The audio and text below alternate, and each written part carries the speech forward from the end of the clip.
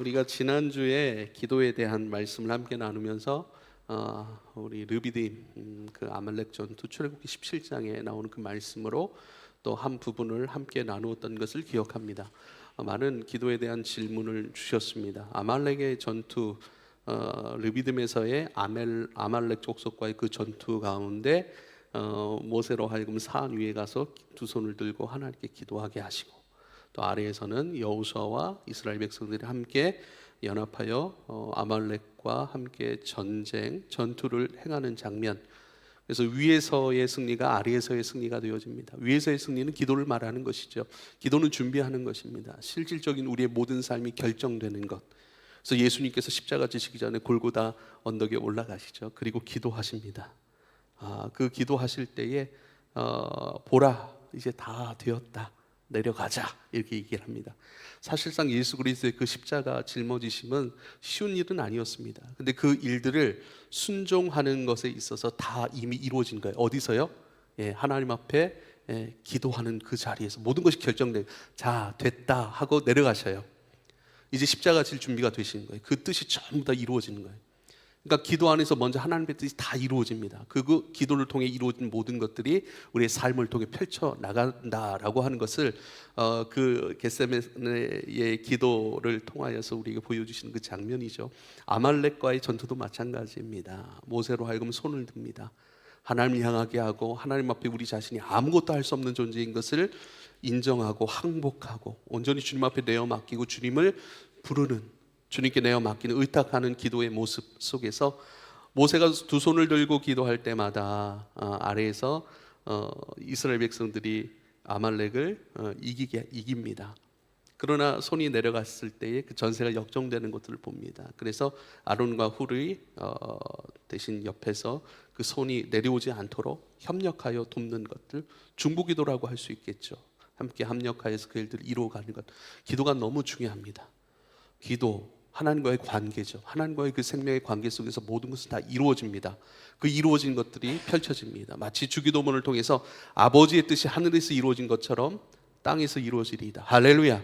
여러분, 하늘을 갖고 계세요. 하늘을 갖고 있다라고 하는 것은 하나님께 기도하는 사람, 하나님 앞에 의탁할 수 있는 사람, 내가 힘들고 어렵고 내 안에 해결돼야 될, 뚫어져야 될, 여러분 그런 모든 것 가운데 도우시는 분, 내 인생 모든 전반적으로 붙들고 계시고 운행하고 계시고 그의 주권적 행하심 속에서 우리를 빚어가신 그 하나님, 그 하나님이 있다는 거예요. 그 하나님을 나의 아버지로 갖고 있다는 거예요. 그게 하늘이 있는 사람들이에요. 그래서 예수님께서 세례를 받으실 때에 하나님의 자녀라는 표현이 나와요. 세례를 받으실 때 하늘이 열리니 소리가 있어, 이는 내 사랑하는 아들이요 내 기뻐하는 자라 그래요. 하늘이 열려서 그 소리를 냅니다. 그러니까요, 지금 우리가 전부 다 예수님이 세례 받으실 때 장면인데 우리가 여기서 세례를 다 받은 사람들이 대부분일 거예요. 세례를 받은 자는 누구냐? 하나님의 자녀라는 거예요. 하나님의 자녀, 특별히 하나님을 아버지로 둔 자, 하늘을 아버지로 모신 자, 하늘을 아버지로 소유하고 그것을 기뻐하고 즐거워하고 그것 가운데 내어 맡기는 사람들의 인생, 그 세례받은 자 안에 두신 하나님의 영광입니다. 여러분, 하늘이 있죠? 그 하늘이 여러분을 도우십니다. 그래서 하늘 위에서의 승리, 하늘에서의 승리이죠. 기도의 자리가, 기도의 마음이, 기도의 고백이 우리 삶 속에서의 승리를 이룬다라고 하는 것을 꼭 기억할 수 있길 바랍니다. 근데 가만히 이 말씀을 묵상하면서 아주 중요한, 이 출애굽기 17장 안에 담겨있는 아주 중요한 그런 지점이 있더라고요. 오늘의 제목은요, 사랑의 관계 속으로 부르심이라고 하는 제목을 정했습니다. 오늘의 키워드는 언약 백성이라고 하는 거예요. 언약 백성이라고 하는 것은 사실 계약과 언약이 있습니다. 여러분, 계약은 뭐죠? 서로의 이해 관계, 우리 계약서 다 쓰잖아요. 서로의 이해 관계를 목적으로 한 관계예요. 그러니까 서로 이것을 도와주고 또 이것을 지킴으로 말미암아 함께 이러한 유익을 추구하자라고 하는 서로의 사인이 들어있는 것이 계약입니다. 그런데 그 이해 관계에 따라 이것이 파기될 수도 있고 이것이 유지될 수도 있어요. 이 약속을 잘 지켜요. 서로에 대한 이해관계, 서로에 대한 어떤 유익들을 지켜주고 또 그것을 위해주고, 그러면서 서로 원하는 것들을 취하는 것이죠. 그런데 그 이해관계가 틀어져 버려요. 그러면요, 그 계약은 파기되는 것입니다. 근데 하나님은 우리를 계약 백성으로 부르지 않고 언약 백성으로 불러주셨습니다.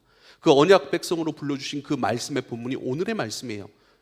근데 그 언약 백성은 어떻게 빚어지고 또 어떤 모양과 모습을 갖는가, 그것을 오늘 말씀으로 함께 나누고 싶은 거예요. 언약 백성은 계약과는 다릅니다. 언약 백성은요, 사랑과 신뢰를 바탕으로 하는 관계입니다. 사랑과 신뢰예요. 이해관계가 아니에요. 이해관계가 틀어졌을 때 그 계약은 파기되는 것이지만 언약 관계는요, 사랑과 신뢰로 유지되는 것이고, 그러나 한쪽에서의 실패, 연약함, 때론 실수, 악함, 약함, 그것으로 파기될 수 없는 것이 언약이에요.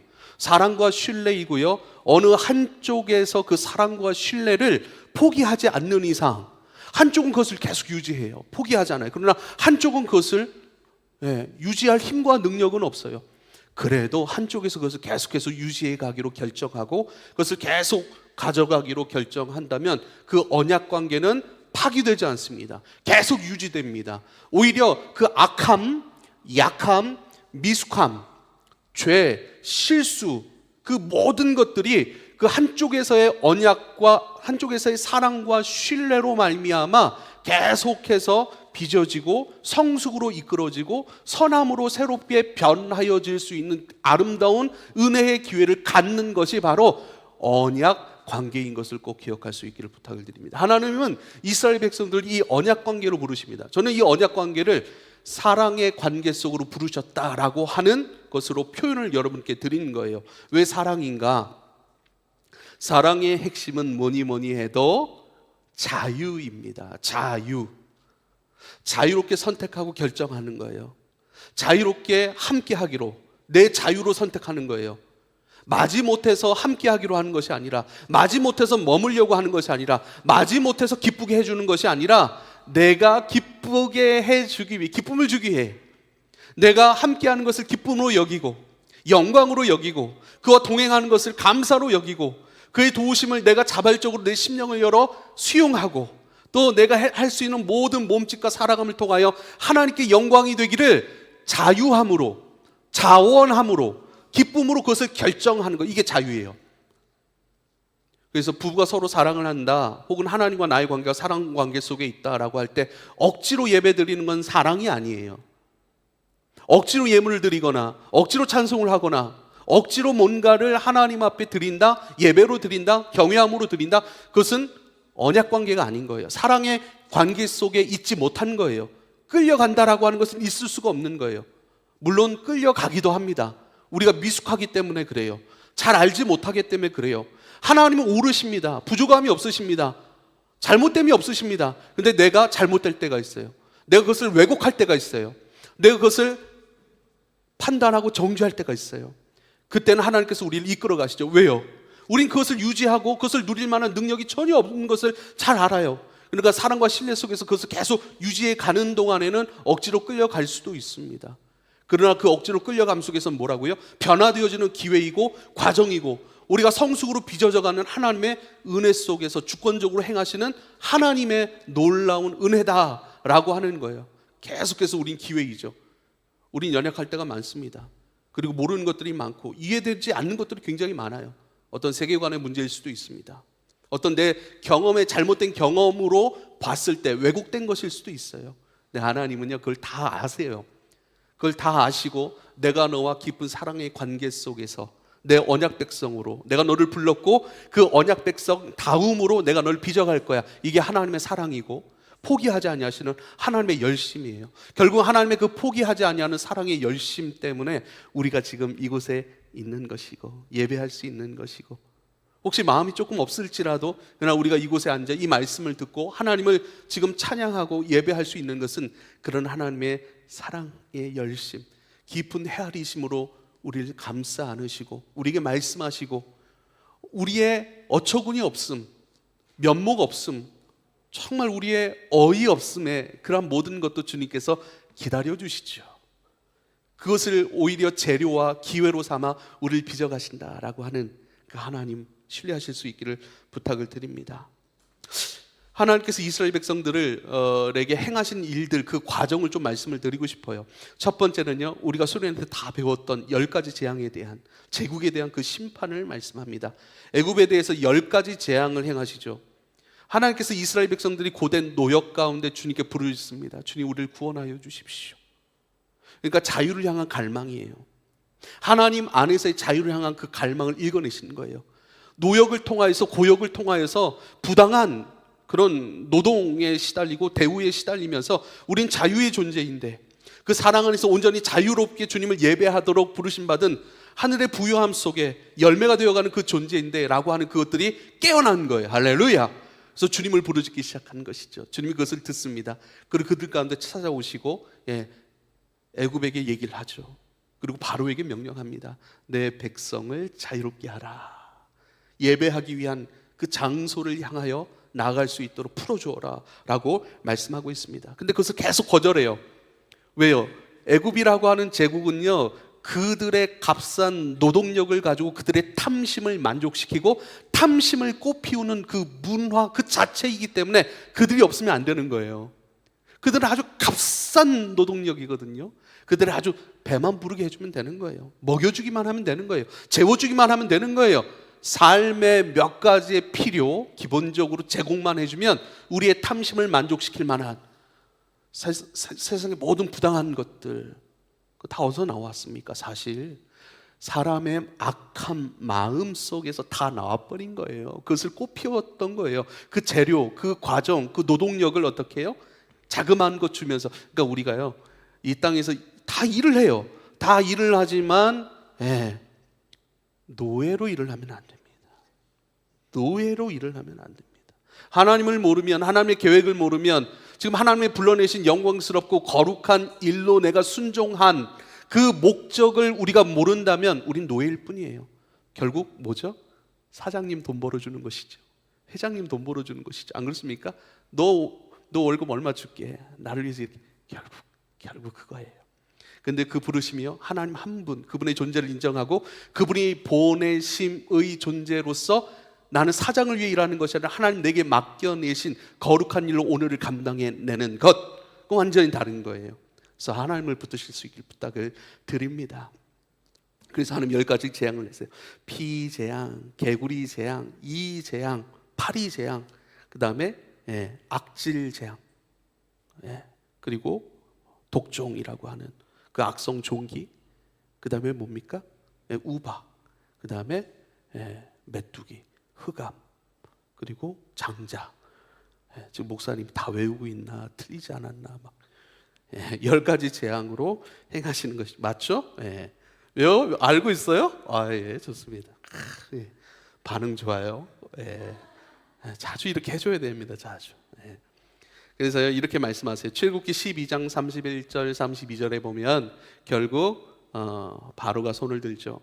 밤에 바로가 모세와 아론을 불러 이르되 너희와 이스라엘 자손은 일어나 내 백성 가운데에서 떠나 너희의 말대로 가서 여호와를 섬기며 너희가 말한 대로 너희 양과 너희 소도 몰아가고 나를 위하여 축복하라 이렇게 얘기를 합니다. 그렇게 이스라엘 백성들이 출애굽하는 모든 과정은 어떻게 해요? 이스라엘 백성이 행한 것 하나도 없어요. 그들이 행한 것 하나도 없어요. 전부 다 하나님께서 전적 주권, 능력, 하나님께서 자유케 하시는, 해결하시는 모든 것들을 다스리고 통치하시는 여호와 하나님, 당신이 당신을 증명해내시고 당신의 능력으로 행하심으로 말미암아 이스라엘 백성들을 애굽 왕 바로가 풀어주는 것, 거기 이스라엘 백성들이 한 것 하나도 없습니다. 그리고 이제는 어떻게 해요? 광야를 향하여 여정을 떠나기 시작합니다. 문제는요, 그 사랑의 관계 속에 자유의 존재로 이르러가는 그 여정은 너무나도 길고 험난하다라고 하는 것입니다. 나왔어요. 근데 그들이 온전히 보내주지 못합니다. 여전히 그들을 다 떠나보내니까 어떻게 해요? 값싼 노동력이 싹 비워져 가니까 그들이 곤란한 지경에 이른다라는 것을 다시 한번 상기하는 거예요. 그리고 못 보내주겠다, 아깝다 하고 다시 그들을 찾아옵니다. 병거와 마병과 기병을 가지고 그 당시 제국을 이뤘던 그러한 어떤 전투 기술이라든지 어떤 전쟁력에 있어서 다른 나라의 민족에 뒤지지 아니하는 그 강함을 가지고 이스라엘 백성들을 쫓아오죠. 그때에 출애굽기 14장 10절은 이렇게 말합니다. 바로가 가까이 올 때 이스라엘 자손이 눈을 들어본즉 애굽 사람들이 자기들 뒤에 이른지라 이스라엘 자손이 심히 두려워하여 여호와께 부르짖고 또 부르짖습니다. 그런데요, 여전한 원망과 불평은 변함이 없습니다. 11절 12절 보면 그들이 또 모세에게 이르되 애굽에 매장지가 없어서 당신이 우리를 이끌어내어 이 광야에서 죽게 하느냐.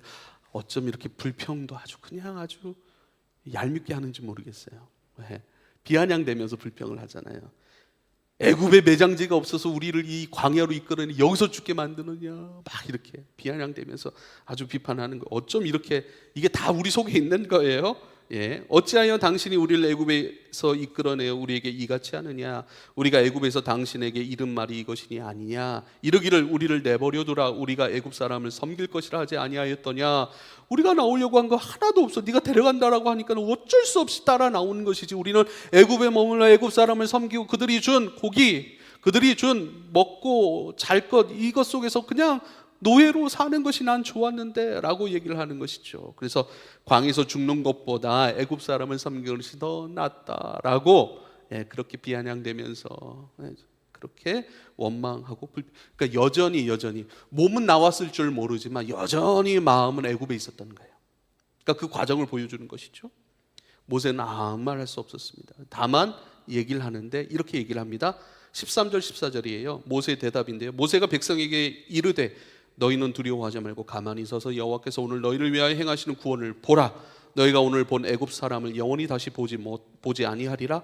여호와께서 너희를 위하여 싸우시나니 너희는 가만히 있을지어다. 여기서 너희는 가만히 있을지어다. 이것이 어떤 하나님의 능력 행하심 속에 우리는 아무것도 할 수 없는 존재인 것을 인정하고, 다만 하나님께서 전적으로 우리 가운데 행하시는 놀라운 절대 주권의 존재로서 주님을 나의 하나님으로 갖는 것, 그 주님을 기대하고 소망하고 그 주님 편에 피하여 있는 것, 그것을 믿음으로 고백하는 것이기도 하지만 동시에 여전히 주님과의 그 사랑의 관계 속에서 자유롭게 뭔가를 행할 수 있고 내놓을 수 있는 은혜의 존재로 빚어지지 못한 이스라엘의 현실을 보여주는 말씀이기도 한 거예요.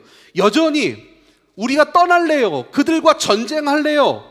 하나님이 우리와 함께 하시니 이제 우리도 하나님 편에 서서 하나님의 뜻을 내 길로 취하고 이제는 하나님 보내셨을 뿐만 아니라 그 보내신 것을 기쁘게 즐거움으로 가겠습니다라고 하는 자발적 기쁨의 자유로서의 신앙은 전혀 없었던 거예요. 가만히 있을 수밖에 없었던 미숙한 존재, 여전히 미숙한 존재의 상태였던 것이죠. 그리고 하나님께서요, 모든 동편에서 바람을 일으키셔서요 바다를 가르시고요, 그 갈려진 바다로 말미암아 이스라엘 백성들은 성경에 의하면 마른 땅을 걷듯 그 바다 홍해를 지났더라 이렇게 말씀을 하고 있습니다. 할렐루야. 그리고 다시 그 바람을 몰아내셔서 바다를 다시 갈라진 바다를 잊게 하시고 그 틈을 지나 이스라엘의 모든 군대는 그곳에 수장되어 죽습니다. 그 광경을 이스라엘 백성들이 봐요. 환호합니다. 그리고 하나님을 찬송합니다. 출애굽기 15장 21절에는요 미리암이 그들에게 화답하여 이르되 너희는 여호와를 찬송하라. 그는 높고 영화로우심이요 말과 그 탄 자를 바다에 던지셨음이로다 이렇게 얘기를 합니다. 하나님이 행하셨습니다. 하나님이 이루셨습니다. 우린 가만히 서서 여호와를 기다렸습니다. 여호와 행하시는 일들이 너무나도 놀랍습니다. 그 대군들, 제국의 대군, 아무도 이기지 못했던 그 강력한 제국의 대군들을 하나님께서 몰살시키셨고 수장시키셨습니다. 하나님 감사합니다. 하나님을 높입니다. 이러한 찬송의 고백인 것이죠. 그렇게 홍해를 건넙니다. 홍해를 건너자마자 여전히 몸은 나왔지만 마음이 아직 나오지 못한 그들의 미숙한 모습이 그대로 드러나는 장면이 먹는 것에 대한 말씀입니다. 홍해를 건넜어요. 홍해를 건너면 끝입니까? 그들을 기다리고 있는 광야는 끝이 보이지 아니하는 광야이고 게다가 길도 없고 마실 물도 없습니다. 술광야, 신광야, 신의 광야. 광야는 척박한 곳이죠. 길이 없어 광야입니다. 물이 없어 광야입니다. 그리고 도처에 위험 요소들이 깔려 있는 그런 광야인 것입니다. 뜨거운 햇빛조차 피할 수 없는, 그것을 가려낼 수 없는, 나무 한 풀 없는 곳, 그게 광야인 것이죠. 그때 또 불평하죠. 출애굽기 16장 3절입니다. 이스라엘 자손이 그들에게 이르시되 우리가 애굽 땅에서 고기 가마 곁에 앉아 있던 때와, 고기 가마 곁에 앉아, 사실 그들이 무슨 고기 가마 곁에 앉아 있었습니까?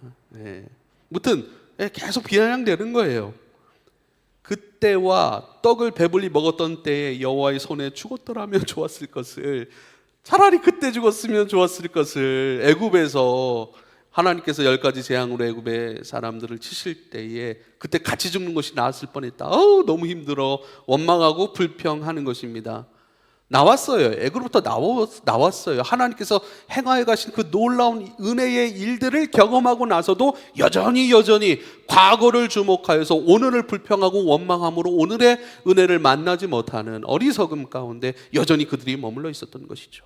그래서 너희가 이 광야로 우리를 인도해내어 이 온 회중이 줄여 배고파 죽게, 굶어 죽게 만드는도다, 이렇게 말씀하고 있습니다. 근데 하나님께서 그들의 연약함을 잘 아시죠. 일단은 그들을 치우십니다. 바로 4절에 그때 여호와께서 모세에게 이르시되 보라, 내가 너희를 위하여 하늘에서 양식을 비같이 내리리니 백성이 나가서 일용할 것을 날마다 거둘 것이라. 이같이 하여 그들이 내 율법을 준행하나 아니하나 내가 시험하리라, 이렇게 말씀하고 있습니다. 16절에는요, 출애굽기 16절 하나님께서 허락하신 만나와 메추라기를 거둡니다. 여호와께서 이같이 명령하시기를 너희 각 사람은 먹을 만큼만 이것을 거둘지니 곧 너희 사람 수요대로 한 사람이 한 오멜씩 거두되 각 사람이 그의 장막에 있는 자들 위하여 거둘지니라 하셨느니라, 이렇게 말씀하고 있습니다. 하나님께서 광야에 줄여 있는 그들을 먹이고 채우시는 것입니다. 여전히 그들은 아무것도 하는 게 없습니다. 그들이 애굽에서 탈출할 때도 아무것도 한 것이 없습니다. 그들을 뒤쫓아오는 그런 애굽의 모든 것들을 가운데서도 그들이 한 것이 아무것도 없습니다. 배고파요, 여기서 죽게 만드실 겁니까? 라는 원망과 불평 속에서도 만나와 메추라기로 그들을 채우십니다. 줄여 죽지 않는다. 내가 너희를 나오게 했다. 내가 너희를 책임진다. 내가 너희를 책임지는 여호와 하나님, 너희의 하늘 아버지인 것을 아직도 너희는 신뢰하지 못하느냐? 그런 나를 사랑하고 의지하지 못하느냐? 계속 묻는 거예요. 물으시면서 계속 그 사랑과 신뢰의 관계 속으로 계속 이끌어 가고 계신 것이죠. 여전히 변화되지 않습니다. 여전히 그들은 자유로워지고 배부르고 또한 안전함에 있어서 그들을 위하여 스스로 행할 수 있는 것이 아무것도 없는 거예요. 이제 아말렉 전투로 접어듭니다. 근데 이번에는 조금 전세가 달라요. 하나님께서 그 아말렉과의 그 전투의 그 무대 위에 오르실 생각을 전혀 하지 않으시는 것 같아요. 그들은 아무것도 하지 못했던 그 지난 과거와 달리 이제는 싸울 준비를 합니다. 모세는 산 위로 올라갑니다. 그리고요, 아말렉과 싸울 수 있는 용기와 담대함을 여호수아와 그 백성들에게 하나님은 허락하시고 이제는 아말렉과 전투할 준비를 하게 하십니다. 불과 노예로 있던, 얼마 전까지만 해도 노예로 살았던 그들을, 아무것도 하지 않았던, 하나님을 신뢰하고 하나님을 기다리고 하나님께 감사 찬양조차 올리지 못하였던 원망과 불평으로 일관하고 하나님 행하신 그것을 많이 경험했음에도 불구하고 전혀 주님 앞에 서지 못하였던, 아무것도 할 수 없었던 그들이 이제는 움직이기 시작한 거예요. 이제는 하나님께서 우리와 함께 하시고 우리와 동행하시고 우리를 먹이시고 뿐만 아니라 우리를 이기게 하시고 뿐만 아니라 우리를 죽지 않게 하시는 하나님을 보고 듣고 경험함으로 이제는 그 하나님께서 이 전쟁 가운데 함께 하실 것을 믿기 시작하고 그것을 이식하기 시작하고 감지하기 시작하면서 이제 스스로 이 전쟁 가운데 싸워야겠다라고 하는 주님 주신 담대함, 주님 주신 그 용기를 가지고 싸울 준비를 이제는 이스라엘 백성들이 비로소 해가기 시작한 거예요. 아말렉 전투 이전까지는 하나님이 모든 문제를 다 해결해 주셨습니다. 이스라엘 백성들이 미성숙했기 때문입니다. 시간이 지나면서 이제 하나님은 그들을 스스로 삶의 무게, 스스로 그리스도의 하나님의 백성으로 살아갈 수 있는 자그마한 의지를 부어주신 것입니다. 하나님의 백성으로 싸워야지, 하나님의 백성으로 하나님의 명예를 지키고 하나님의 명예 속에서 살아가는, 하나님의 사랑의 관계 속으로 들어가는 존재로서 조금씩 반응하기 시작하고 일어나기 시작하고 구비되기 시작하고 움직이기 시작하였던 것입니다.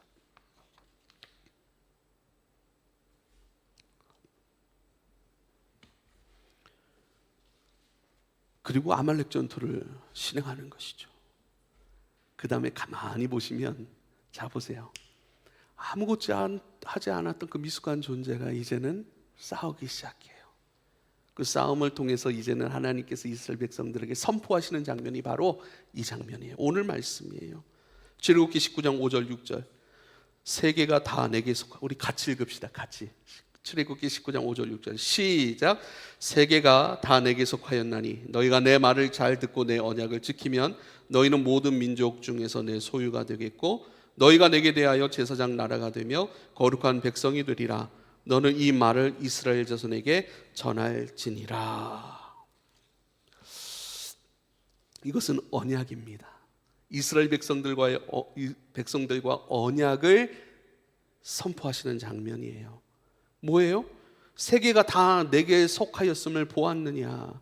너희가 내 말을 잘 듣고 내 언약을 지키면 너희는 모든 민족 중에 내 소유가 될 것이라. 내 소유가 될 것이라. 내 말을 잘 듣고 내 언약을 지키면 이라고 말씀하십니다. 그러니까 우리 개역개정의 성경으로 말하면 조금 어떤 강압적인 그런 것들로 얘기를 하지만 우리가 요한계시록 3장 21절의 말씀은요, 누구든지 내가 문 밖에 서서 기다리노니 누구든지 내 음성을 듣고 문을 열면 내가 그에게로 들어가 그와 더불어 먹고 마시리라. 할렐루야. 이 말씀과 똑같은 거예요. 너 이제 내가 너희의 책임자, 공급자, 너를 위하여 싸우고 너희를 깊은 사랑의 관계 속에서 성숙의 존재로 너희를 빚어가고 있다는 나의 선함, 너희 향한 나의 사랑, 너희의 삶과 너희의 생활과 너희의 목숨과 너희의 명예로움에 대하여 내가 여전히 신실한, 포기가 없는, 너희 미숙함으로도 너희가 거절함으로도 떠나지 아니하고 여전히 너희에 대하여 끊임없이 깊이 사랑하고 너희의 명예로움과 너희의 먹고 사는 것과 너희의 안전과 너희의 마음의 평안에 대하여 끊임없이 내가 일하고 있는, 내 품에 품어 너희를 안전으로 지키고 너희를 그리스의 하나님의 영광스러움의 존재로 끊임없이 빚어가고 있는 나인 것을 알았느냐? 그런 나를 향하여 너희의 마음을 열었느냐라는 표현이에요. 할렐루야. 그런 나를 신뢰하고 그런 나에게 마음을 열면, 그런 나를 믿고 그런 나를 따라오는 자로 오늘 네가 내 앞에 서고 내 앞에 걷기 시작한다면 모든 민족 중에 너는 내 소유가 될 것이다. 너희가 내게 대하여 제사장 나라가 될 것이다. 거룩한 백성이 되리라. 이렇게 말씀하고 있습니다. 여기서 제사장 나라라고 하는 것은요, 제사장의 역할은 뭡니까? 하나님의 것을 가져다가 백성들에게 알려주고 흘려보내주고 하나님의 복으로 백성들에게 흘려보내주는 존재, 백성들의 연약한 것을 가지고 하나님 앞에 가지고 나와 해결하는 존재, 이게 중보자인 거예요. 이게 제사장인 거예요. 그러므로 이 세상 나라에 대하여 하나님의 모든 부유하심, 구원에 있어서, 사랑에 있어서, 용서에 있어서, 긍휼에 있어서 하나님의 하나님 되심을 가지고 와 세상 가운데 보여주고 선포하고 그것을 자랑하고 표현하고 그것을 흘려보내는 나의 백성으로 너희를 삼을 것이라 이렇게 말씀하시는 거예요. 할렐루야. 오늘날의 교회를 얘기하는 것이죠. 여러분, 교회를 사랑하실 수 있길 바랍니다. 할렐루야. 그리고 여러분이 다니는 그 교회가 이 본질적 하나님의 제사장 된 거룩한 무리로서의 그 일들을 수행하는 것에 온 마음을 쏟고 집중하여 행하고 있다면 그 교회에서 행하는 모든 것 가운데 기쁨으로 참여하실 수 있길 바랍니다. 할렐루야. 요즘 목사로서 참 안타까운 장면은 교회가 본질이신 그리스도를 추구하는 일에 온 마음을 쏟고 기쁨 마음으로 합력하여 순종하여 나가기도 부족한데 비본질적인 것들로 너무 많은 힘을 허비하고 있다는 사실이 너무 안타까워요. 제가 다른 교회에 대해서 어떻게 할 수는 없고 우리 교회나 잘하자. 우리 옆 사람이 이렇게 고백할까요? 우리나 잘합시다. 우리가 잘해야 돼요. 교회에 대해서 이제 이런저런 좀 책도 보고 연구가 된 자료들도 보고 그러니까요. 미국에서도 문 닫는 교회가 그렇게 많대요. 그래서 한 학자가 미국의 문 닫는 교회들을 찾아가서 리서치를 하는 거예요. 왜 문을 닫은 요인이 뭐냐라고 물으니까 그 중에 뭐냐면 비본질적인 것에 우리가 힘을 많이 쏟았습니다. 그 비본질적인 뭐냐면 예배 순서 가지고 싸운 거예요. 그리고 또 왜 당신은 문 닫은 것 같습니까? 그러니까 핑계 대는 거예요. 우리는 음악이 약했습니다. 음악이 좋죠. 세련된 음악, 오케스트라나 아주 화려한 찬양팀. 우리 찬양팀 너무 좋지 않아요? 예, 너무 좋죠. 예. 우리는 화려하려면 엄청 화려할 수 있지만, 그렇죠? 그 화려함 때문에 화려한 것이 아니라 주를 향한 사랑 때문에, 주를 향한 갈망 때문에, 또 그 주를 향한 기쁨 때문에 주님 앞에 아름다운 찬양팀이어서 참 좋아요. 할렐루야. 또 교회가 왜 목사한테 물은 거예요. 왜 당신 교회는 문 닫았습니까? 그러니까 처리해야 될 것을 처리하지 못해서 문을 닫다. 무슨 얘기인가? 자꾸 어떤 사안과 어떤 영혼들에 대하여 헌담하고 그것을 좋지 않게 말하는 사람들을 어떤 관계 가운데 있다고 그걸 끊어내지 못한 거예요. 그러니까 교회를 자꾸 갉아먹고 있었던 것이죠. 이런저런 것들을 정죄하고 판단하면서 막 사람을 정죄하고 판단하고 어떤 사항에 대해서 목사나 장로나 어떤 교회적인 일들을 막 판단하고 정죄하면서 교회를 막 갉아먹고 있었던 거예요. 그거 조심해야 됩니다. 그런데 오랫동안 같이 해왔고 어느 면에서는 우리 교회에 막 헌신을 많이 했고 어떤 나와의 개인적인 관계가 있다고 해가지고 끊어내지 못한 거예요. 근데 이게 한 사람의 목사가 그런 것이 아니라 몇만 교회, 아무튼 많은 그 리서치를 한 거예요. 전부 다 그런 몇 가지 요소가 많이 있습니다. 여러분, 사람 귀한 줄 아셔야 됩니다. 그래서 우리가 사람을 만날 땐 웃으면 참 좋겠어요. 제가 오늘 우리 단체 톡방에도 여러분 썼는데 쉬지 말고 기도하라 이 말씀 속에서 여러분 우리 누가 질문을 했는데 우리 명경이가 했던 것 같아요. 여러분, 우리가 시간과 장소를 들여서 무릎 꿇고 기도하는 것만 기도입니까? 항상 쉬지 말고 기도하라 이 말씀하는 우리 모든 것이 기도고 우리 모든 것을 기도로 받는다는 하나님 말. 여러분, 하나님께서 우리가 표정으로 기도하고 있다라고 생각한다면 여러분 표정을 어떻게 지으시겠어요? 지어보세요. 지금 내가 지금 표정으로 기도합니다. 주를 향하여 표정으로 기도합니다.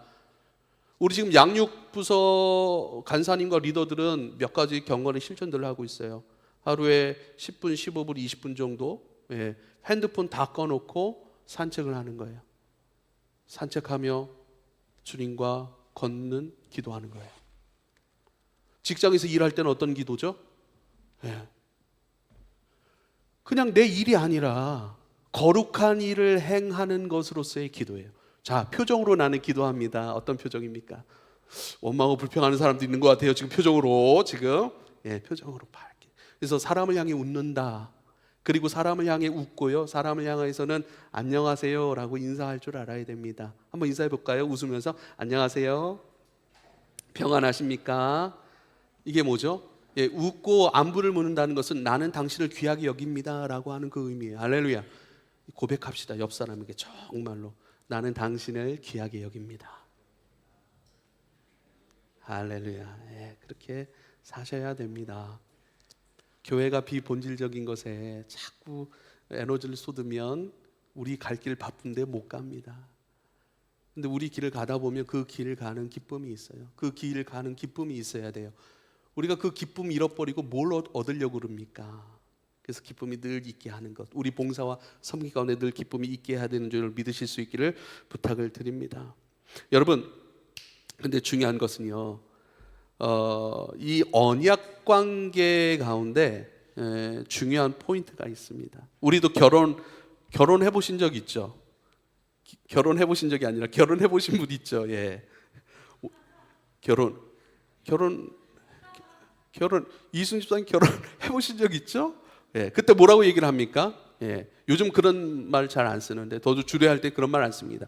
검은 머리가 파뿌리 들 때까지 영원히. 거의 이제 같이 살다가 같이 죽으라는 얘기죠. 그렇죠. 예. 그때까지 아내는 남편에게 아내로서, 남편은 아내에게 남편으로서 그 대의를 다하고 마음을 다하고 당신을 지키고 당신을 사랑하고 당신과 함께 하겠습니다 라고 하고, 그 언약의 표정으로 뭐죠? 영원을 상징하는 원이잖아요, 반지가. 그리고 금이잖아요. 금은 변하지 않습니다. 원은 영원을 상징하는 거예요. 그래서 변치 않음, 그 사랑을 의미하는 그걸 약속으로 이렇게 끼워주는 거예요. 끼워줬죠? 안 끼워줬어요? 아유, 하고 댕깁니까? 아이고, 네. 저는 반지가 작아져서 지금 안 하고 있어요. 우린 자유로우니까, 우린 자유롭죠, 우린 좀. 네. 여기는 네, 그런가요? 그런데요, 그게 중요한 것이 뭐냐면 사랑의 감정이 지속될 때까지만이라고 말하지 않는 거예요. 사랑의 감정, 사랑이라고 하는 감정, 사랑은 감정도 있고 의지도 있습니다. 사랑엔 지식도 있죠. 그래서 서로가 어떤 기질이고 무엇을 좋아하고 무엇을 배려해야 되는지, 그건 사랑의 지식이에요. 그러니까 지식의 방면, 감정의 방면, 의지의 방면도 있습니다. 근데 감정은 올라올 때도 있고 내려올 때도 있어요. 근데 문제는 뭐냐면 사랑의 감정의 측면이 내려올 수도 있거든요. 근데 그때 우리가 사랑을 하지 않는다라고 판단을 하고 쉽게 헤어져 버립니다. 너무 아쉬운 것이죠. 지나고 나면 감정은 좀 식었을지 모르겠지만 의지, 사랑은 문화입니다. 서로를 이해하고 서로를 대하는 방식들이 이제 문화로 자리 잡는 거, 자연스러운 거예요. 그래서 말하지 않아도 압니다. 이게 문화예요. 문화가 돼버린 거예요. 하나가 돼버린 것이죠. 그래서 사랑의 감정이 지속될 때까지만이 아니라 사랑의 감정이 약간 온도가 낮아질 때라도 당신을 사랑하겠습니다, 당신과 함께 하겠습니다 라는 것이고, 경제적으로 어려움에 빠지지 않을 때까지만 당신을 사랑하겠습니다. 그래요? 경제적 어려움에 빠지지 않을 때까지만. 그래서 가난해가지고 힘들어가지고 더 이상 당신 못 살겠다. 그런데 그건 있어요. 근데 이 사람이 아주 습관적으로 재정을 막 까먹어요. 도박을 한다든지, 그렇죠? 계속해서 뭘 한다든지, 뭐 계속 그 경제적인 것을 가지고 가정을 좀 아름답고 화평하게 유지를 해야 되는데 그러지를 못한다. 그것을 가지고 너무 힘들게 한다. 때로는 폭력을 쓴다. 모르겠어요. 제 딸이라고 한다면, 제 딸이 시집을 갔는데 막 폭력을 그러면요, 그것이 하나님 맺어주신 하나됨인지는 살펴봐야 돼요. 그런 무례함, 인간적이지 못한 것들을 가지고 얘기하는 건 아닙니다. 나 살다 보면 가난해질 수도 있고 물질적인 어려움에 빠질 수도 있거든요. 그렇지만 그것 때문에 당신을 포기하지 않겠습니다라고 한다면 오히려 그런 물질적인 어려움 때문에 서로에 대한 사랑과 신뢰가 확인되는 거예요. 그것으로 때론 인내하고 버텨내는 것이죠. 건강이 유지될 때까지만 당신과 나는 사랑입니다. 이건 계약이에요. 언약이 아니에요. 서약이 아니에요. 그래서 요즘 결혼을 계약으로 하는 사람들이 너무 많은 것 같아요. 이때까지만 조건을 달고 그 이해관계 속에서 그 조건이 충족하지 않으면 헤어져 버리는, 당신의 건강을 잃어버리고 그러면 이제 떠나겠습니다, 이런 것. 어려움이 찾아와도 사랑과 신뢰의 관계를 깨뜨리지 않겠다라고 다짐하고 결정하고 거기에 사인하고 내 사랑의 언약의 증표로 이것을 주는 것이 결혼이고, 그것이 부부의 관계인 듯이 하나님은 그렇게 언약 백성으로, 언약 관계로, 사랑의 관계 속으로 우리를 불러주신 거예요. 그리고 기다리신 거예요. 여전히 미숙해요. 여전히 하나님을 찾지 않아요. 몸은 나와 있을 줄 모르겠지만 늘 애굽의 내 가치관과 언어와 인격과 사람을 대하는 방식, 삶을 대하는 방식, 어느 것 하나 너무나도 미숙해요. 너 애굽적이에요. 제국주의적이에요. 뺏어야 될 것 같아요. 배부르면 그만이라고 하는 것이 있어요. 여러분 진짜 그래요? 배부르면 그만이에요. 하나님도 필요 없어요. 배부르면 그만이에요. 연봉 괜찮으면 됐죠. 좀 부끄러운 얘기인데 제 사촌 동생이 그런 얘기를 하더라고요. 제 사촌 동생이 이제 얼마 전에 만났는데 자기가 잠깐 이제 얘기를 하고 싶다는 거예요. 그래서 얘기를 하는데 형 제가 많이 버니까요. 제가 살게요. 그러는 거예요. 그래서 치킨을 사주더라고요. 그래서 하는데 형 고민이 있다고. 왜 그렇게 자기 교회에 다니고 자기의 뭐 2살, 3살 이렇게 형벌 되는 사람들이 있나 봐요. 난 그 사람들이 굉장히 좀 못마땅합니다. 어떻게 그럴 수 있습니까? 아니 그 정도 나이가 됐으면 맨날 하나님 얘기하고 신앙을 얘기하고 봉사 섬김 얘기하는데 직장도 제대로 된 직장이 아닌 것 같아요. 그냥 삶은 없고 맨날 신앙만 외쳐요. 물론 삶이 따라가야 되고 인격이 따라가야 돼라고 얘기를 합니다. 근데 그걸 되게 못마땅하고 그 사람들에서 계속 훈계하고자 하는 그런 마음이 있는 것 같아요. 그래서 제가 그랬어요. 근데 그런 표현들이 좀 과하더라고요. 그래서 제가 그랬어요. 그런데 동생 대희야, 이름이 대희인데 그런데 그런 부분들이 아쉬울 수도 있고 또 얘기를 건넬 수 있는데 나는 너를 한번 돌아봤으면 좋겠다고. 너는 어떤 시야, 어떤 가치관을 가지고 함께 봉사하고 섬기는 그 사람들을 바라보고 있냐? 너의 관점, 기준, 너의 가치, 어떤 가치관으로 그들을 지금 바라보고 있어? 내가 볼 때는 안정적인 생활의 어떤 요건들이 기준인 것 같은데 그 기준에 미달되고 미치지 못하면서 어떤 교회 생활을 한다라고 하는 것에 대하여 너는 못마땅히 여기고 그것은 합당하지 않다라고 여기고 그들을 게으른 사람이라고 여기고 그들을 속없는 사람이라고 네가 그렇게 판단하고 정죄하는 것 같은데 어때? 내 말이 맞아? 어떤 가치관을 가지고 하나님이 귀히 여기시고 사랑하시는 그 사람을 봐. 그 사람들은 상황, 환경들은 조건들은 조금 부족할 수 있지만 하나님을 사랑하는 마음으로 봉사하고 있고 그런 자기를 떳떳하게 여기고 있고 그런 자신에 대하여 얽매임 없이 기쁨으로 봉사하는 것 같은데 너는 어떤 가치관으로 그를 보고 있니? 그래서 얘기를 했어요. 그러더니 어떤 판단과 정죄에 대한 이야기를 해주고 또 우리가 어떤 이 세상의 조건적인 것을 만족했을지라도 우리가 우리 자신을 장담할 수 없는 존재라는 사실을 아주 현실성 있게, 왜냐하면 사촌 동생이니까 아주 현실성 있게, 약간은 무섭게, 제가 무섭게 했다는 것이 아니라 정말 이 얘기를 하면 아무도 장담할 수 없기 때문에 이게 두려움이 찾아오거든요. 그런 얘기를 한번 해주니까 얘가 형 무슨 말씀하는지 알겠어요. 형 제가 오늘 되게 많이 배웠어요. 제 마음을 좀 고쳐볼게요. 형 고마워요. 형 그리고 제가 조금 부끄럽네요. 야 대야, 너 굉장히 좋아졌다 사람이 이렇게 얘기를 해줬거든요. 배만 부르면 답니까? 어느 정도 우리가 기본적으로 얘기하는 세상의 조건적인 것이 채워지면 그만인 세대가 돼버렸어요 지금은. 아니 나는 다른 사람들한테 패기치 않으면 다 아닙니까? 내 것을 가지고 내가 평안하게 살고 화평하게 살고 불편함 끼치지 않고 그러면 되죠. 뭐 하나님이 뭐 필요합니까? 요즘 교회를 보십시오. 요즘 막 목사라고 하는 사람들을 보십시오. 빼앗고 속이고 뭐 줄을 대고 막 사람들 선동하고 하나님 안 계신 것 같아요. 그리고 하나님이 예수가 얘기하는 구원이 뭐가 필요합니까? 그게 뭐 밥 먹여줍니까? 그게 뭐 실질적인 이게 지금 2030 들의 어떤 세상을 읽는 살아감의 어떤 가치관의 중심을 이루는 거예요. 그런데 우리는 우리를 책임질 수 없고 보장할 수 없고 배부름이 전부가 아닌 존재, 영의 존재, 흙으로 지어진 흙의 존재가 아니라 그 흙이라고 하는 육체 가운데 하나님의 영으로, 그래서 하나님의 꿈이 꿈틀거리고 하나님의 비전을 향하여 갈망하고 또 하나님으로 말미암아 안전함을 끊임없이 갈구하고 소망하고. 그래서 가끔가다 제가 이렇게 얘기해요. 우리 젊은이 성도들은 여러분 그것도 알죠. 50대 60대 아이고 너무 막 전통을 얘기하고 비본질적인 것에 막 마음을 쏟는 것 막 우리 그러죠. 근데 여러분 정작 교회를 위하여 헌신할 줄 아는 사람들은 50대 60대인 거 아세요? 요즘 20대 30대 헌금을 안 합니다. 헌금 안 해요. 11조 이런 거 몰라요. 안 해요. 헌신할 줄 몰라요. 진짜 헌신하셨던 거 지금 50대 60대거든요.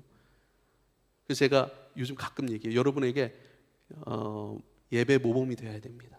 기도 생활의 모범이 되어야 됩니다. 예물 생활의 모범이 되어야 됩니다. 이런 얘기들 자주 합니다. 돈 얘기한다고 생각하지 마세요. 그건 자기가 돈으로 저를 보는 겁니다. 아닙니다.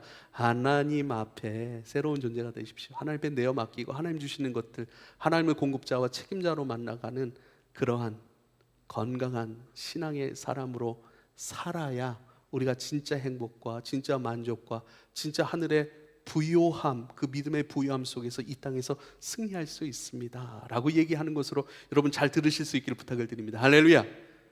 헌금 생활 잘 하실 수 있기를 바랍니다. 할렐루야. 여러분, 말씀을 마치려고 합니다. 하나님 우리에게 강압적인 방식으로 뭔가를 이끌어 가시지 않습니다. 하나님 인격적인 분이십니다. 하나님 당신에 대해서 그 영광과 사랑과 그 헤아림과 그 넉넉함과 그 부유함과 그 은혜에 대하여 다 보여주시고, 어떻게까지 보여주세요? 예수 그리스도 그 십자가, 우리의 죄를 위하여 죽으신 예수 그리스도 그 십자가를 통하여 우리에 대한 하나님 자신의 사랑을 확증해 주신 분입니다. 그 진정성이라고 얘기를 하는 거예요. 돈으로 얘기를 하지 않고, 몇 가지 일 해결줌으로 얘기를 하지 않고, 하나님 보좌에 앉아 편안하게 한두 마디의 이야기를 해준 것이 아니라 하나님 전부를 우리에게 내어주신 거예요. 우리 죄를 대신한 그 사망의 십자가 자리에 자기 아들을 대신, 우리 대신 내 것인 거예요. 그걸 통해 우리에게 보여주신 게 뭐예요? 나 너 이만큼 사랑해 라고 말씀하신 거예요. 다 보여주셨어요. 그리고 이제 우리 보고 다 보여주니까 됐지 너 따라와 하고 우리 멱살 잡고 가시는 분이 아니라니까요. 그래서 지금까지 기다려주시는 거라니까요. 문 밖에 서서 내가 두드리노니 누구든지 내 음성 듣고 내 사랑 보고 내 은혜 보고 내 마음 보고 내 긍휼함, 나의 친절함, 너를 향하여 나의 관대함, 나의 기다려줌, 나의 인내, 나의 생명 아끼지 아니함 보고 문을 열면 내가 그에게로 이제 들어가 그와 더불어 먹고 그와 더불어 마시리라. 할렐루야. 우리에게 동의를 구하세요. 우리를 끌고 가실 수 있는 능력이 없으십니까? 아니죠. 근데 동의를 구하세요. 왜요? 인격적 관계, 자원하여 섬기고 자원하여 기쁨으로 스스로 따라가는 사람, 그게 자유의지예요. 주님 안에서의 자유의지가 될 수 있길 바랍니다. 할렐루야. 주님이라고 하는 오르심, 주님이라고 하는 신실하심, 주님이라고 하는 그 능력 안에서의 자유가 아니라면 그 자유는 방종이에요. 내 마음대로 사는 방종일 뿐이죠. 근데 우리는 얼마나 우리의 자유를 펼쳐낼 수 있는 진리가 있고 우리의 자유를 마음껏 추구할 수 있는, 마음껏 추구해요. 왜요? 오름이 있기 때문에 그래요. 그렇게 자원하여 기쁨으로 섬기는 자들, 자원하여 기쁨으로 주님을 따라가는 자들로 그렇게 저와 여러분을 빚어가십니다. 그래서 여러분에게 그 질문을 던졌습니다. 하나님 앞에 자유로움과 사랑함으로 순종하는 일이 있습니까? 드려지는 것들이 있습니까? 안대용 간사, 하나님 앞에 정말 하나님 자유함으로, 누가 하지 말란다고 안 하고 누가 하랜다고 하기 싫은데 하고 이런 게 아니라 자유함으로, 그리고 주님 사랑함으로 내던진 거 있어요? 순종한 거 있어요? 뭐예요? 한번 얘기를 하면 자신 있게 얘기하세요. 삶이죠. 삶인 거예요. 막 감동이 올라와요. 전 지금 이런 고백에 막 울 것 같아. 나는 설거지 하나를 하더라도 기쁘게, 작은 예물 하나를 드리더라도 감사함으로. 이것이 작다고 내 마음이 작은 것이 아니에요. 주님, 지금 이 작은 것으로 드릴 수밖에 없는 나의 현실이지만 나의 온 마음을 담았습니다. 그리고 찬송하는 거예요. 마음을 싹 쏟아내는 거예요. 주님을 떠나지 말아야 된다고 한다면 그 이유가 뭡니까? 누군가 내 영혼과 내 몸을 빼앗아간다 할지라도 나는 주님 앞에 머물러 있겠습니다라고 하는 그러한 자발적 기쁨으로, 이제는 내 의지로 드려지는 자유의 존재로서의 예배, 찬송, 그것이 있습니까? 우리 사사고가 났거든요. 그래서 병원에 입원하고 막 우리 자매들 뻐근할 텐데, 뻐근해요 막 이러더니 반주할 때는 막 어깨가 계속 들썩이면서 막 찬송을 하고 다 나은 거 아니야 저? 예, 할렐루야. 여러분, 그렇게 우리 주님 따라가야 돼요. 그렇게 인도하고 계시니 그렇게 따라가는 거예요. 주님이 먼저 행하셔요. 그리고 행하신 주님 따라 그렇게 따라가는 거예요. 한 걸음 한 걸음. 교회가 그것을 안내해요. 목사가 그것을 설교해요. 우리 리더들과 간사님들 그것을 함께 섬겨가요. 그렇게 가면 됩니다. 이 일들 자유함으로, 기쁨으로, 사랑함으로 더 주님을 따라가고 순종하는 저와 여러분의 삶이 되기를 축복합니다. 기도하겠습니다. 언약 백성으로 우리를 인도하십니다. 당신 안에 두셨고 당신 안에 그 두심, 그 은혜 안에서 합당한 사람으로, 합당한 삶으로, 합당한 인격과 마음과 언어로, 합당한 마음의 태도와 삶의 자세로 그렇게 언약 백성다움으로 우리를 이끌어 가시는 나의 아버지, 나를 포기와 떠남 없이 깊이 사랑하시고 품에 안으시고 장중에 권능의 오른팔로 우리를 붙드시는 나의 아버지 감사하고, 아버지 붙드심 안에서의 여정이니 내어 맡기며 감사하며 찬송하며 주님을 따라갑니다. 우리와 함께 하여 주십시오. 예수님의 이름으로 기도하옵나이다.